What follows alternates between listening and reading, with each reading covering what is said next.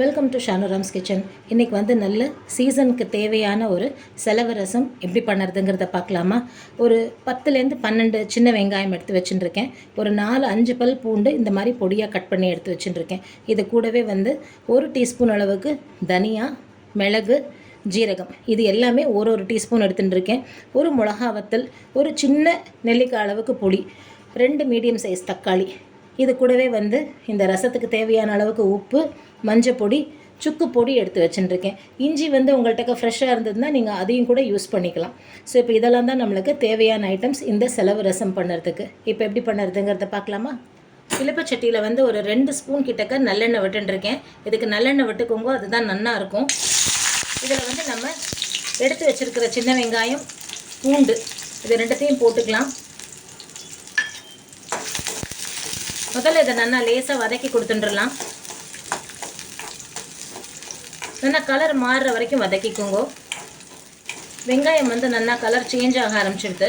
இந்த சமயத்தில் நம்ம எடுத்து வச்சுருக்கிற மிளகு, ஜீரகம், தனியா, ஒரே ஒரு மிளகா வத்தல், ஒரே ஒரு சொள அளவுக்கு புளி இது எல்லாத்தையுமே இது கூடவே போட்டு நல்லா வதக்கிக்கலாம்.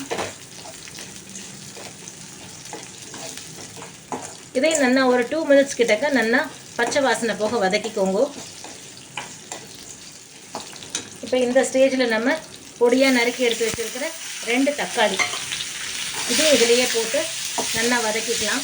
இப்போ இந்த ரசத்துக்கு தேவையான அளவுக்கு உப்பு, மஞ்சள் பொடி, கொஞ்சம் சுக்கு பொடி இது எல்லாத்தையுமே இதோடவே சேர்த்து போட்டு நல்லா வதக்கிக்கலாம். ஒரு 2 மினிட்ஸ் நல்லா வதக்கிட்டு இதை அப்படியே ஒரு தட்டில் கொட்டி ஆற வச்சுடலாம். இதை நல்லா இப்படி தட்டில் கொஞ்சம் பரத்தி ஆற வச்சுக்கலாம். ஒரு 2 நிமிஷம் கழித்து இது நல்லா ஆறினதுக்கப்புறமா நல்லா பேஸ்ட்டாக அரைச்சி எடுத்துகிட்டு வந்துடலாம். தண்ணி எதுவும் விட வேண்டாம், ஏன்னா ஆல்ரெடி நமக்கு வந்து தக்காளி, வெங்காயம், பூண்டு எல்லாமே போட்டிருக்கோம் இல்லையா, இதோட ஈரமே போகிறோம் நமக்கு இதை அரைக்கிறதுக்கு. இதை நல்லா மையாக அரைச்சி எடுத்துன்னு வந்துடலாம். அரைச்சின்னு வந்துட்டு நான் உங்களுக்கு காமிக்கிறேன். நல்லா ஆறிடுது. இப்போ இதை மிக்சியில் போட்டு நல்லா அரைச்சின்னு வந்துடலாம்.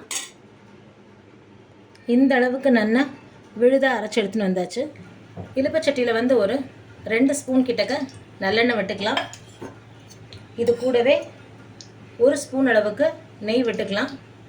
இந்த நல்லெண்ணெயும் நெய்யும் வந்து நல்லா சூடாகட்டும். எண்ணெயும் நெய்யும் நல்லா சூடாக எடுத்து ஒரு 1/4 ஸ்பூன் கிட்டக்க கடுகும் ஜீரகமும் தாளிச்சிக்கலாம். இது கூடவே வந்து கொஞ்சமாக பெருங்காய பொடியை பொரிய விட்டுக்கலாம். ஃப்ளே போட்டுக்கலாம்.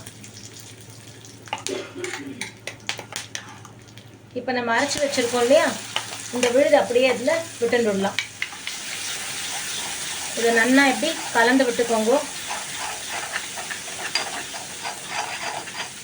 இப்போ இந்த மிக்சி ஜாரை அலம்பி விட்டுண்டே அப்படியே ஒரு 4 டம்ளர் வரைக்கும் இதில் தண்ணி விட்டுக்கலாம். இந்த மிக்சி ஜாரை நல்லா அலம்பி விட்டுக்கலாம். இந்த ரசத்தை நீங்கள் வந்து சாதத்தோடு பிசைஞ்சும் சாப்பிட்லாம். நீங்கள் வந்து டம்ளரில் விட்டுண்டு அப்படியே நல்லா சுட சுட சிப் பண்ணி குடிச்சிக்கலாம். ரொம்பவே நல்லாயிருக்கும். தொண்டைக்கு வந்து ரொம்பவே இதமாக இருக்கும். இந்த சீசன் சேஞ்ச் ஆகிட்டே இருக்கிறதுனால நமக்கு வந்து சட்டுன்னு சளி பிடிச்சிக்கும். வெயிலும் மழையும் மாற்றி மாற்றி இருக்கும்போது நல்லாவே வந்து நம்மளுக்கு தொண்டை கட்டிக்க ஆரம்பிச்சிடும். சம்டைம்ஸ் இன்டைஜஷன் ப்ராப்ளமும் வரும்.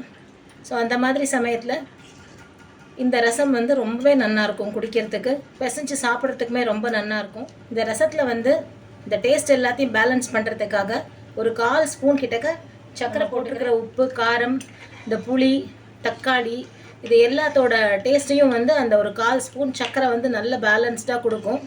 தொண்டைக்கும் நல்லா இதமாக இருக்கும் அது. ஸோ நல்லா ஈவனாக மிக்ஸ் பண்ணி விட்டாச்சு. நல்லா அழகாக ஓரத்துலலாம் நுரைச்சுண்டு வர ஆரம்பிச்சிடுது. இந்த சமயத்தில் நல்லா ஃப்ரெஷ்ஷாக கட் பண்ணி வச்ச கொத்தமல்லி நல்லா தாராளமாக போட்டுக்கோங்க. ரொம்பவே நல்லா இருக்கும். இந்த நல்லெண்ணெயும் நெய்யும் நம்ம சேர்த்து நம்ம தாளிச்சிருக்கோம் இல்லையா, வாசனையே ரொம்ப ஜோராக இருக்குது. கண்டிப்பாக நீங்கள் இதை ட்ரை பண்ணி பாருங்க, ரொம்பவே நல்லாயிருக்கும். ஸோ சாதத்துலேயும் பிசைஞ்சு சாப்பிட்லாம், அப்படியே ஒரு டம்ளரில் விட்டும் குடிச்சிக்கலாம். இதில் நம்ம தாளித்ததும் இந்த கொத்தமல்லி, கருகப்பிலையை தவிர இதில் வேறு எதுவுமே உங்களுக்கு வந்து வாயிலேயே சாப்பிட்றதுக்கு ஒன்றுமே இருக்காது. ஏன்னா நம்ம எல்லாத்தையுமே அரைச்சிட்டோம் இல்லையா, அதனால் ரொம்பவே நல்லாயிருக்கும் இந்த ரசம். கண்டிப்பாக ட்ரை பண்ணி பாருங்க. நல்லா கொதிக்க கொதிக்க சாதத்தில் வந்து நெய் போட்டு நல்லா மையாக பிசைஞ்சு நம்ம இன்றைக்கி ரெடி பண்ண இந்த சலவை ரசத்தையும் விட்டு நல்லா பிசைஞ்சு வச்சாச்சு. நீங்கள் வந்து ஒரு சுட்டப்பலாம் கூட வச்சுக்கலாம், ரொம்பவே நல்லாயிருக்கும். இதே வந்து நம்ம சூப்பாகவும் குடிச்சிக்கலாம். ரொம்பவே நல்லாயிருக்கும். நல்ல டேஸ்டியான ஒரு செலவரசம் ரெடி. ஸோ நீங்களும் இதே மாதிரி ட்ரை பண்ணி பாருங்க. எப்படி வந்ததுங்கிறத உங்களோட கமெண்ட்ஸில் சொல்லுங்க. தேங்க்யூ.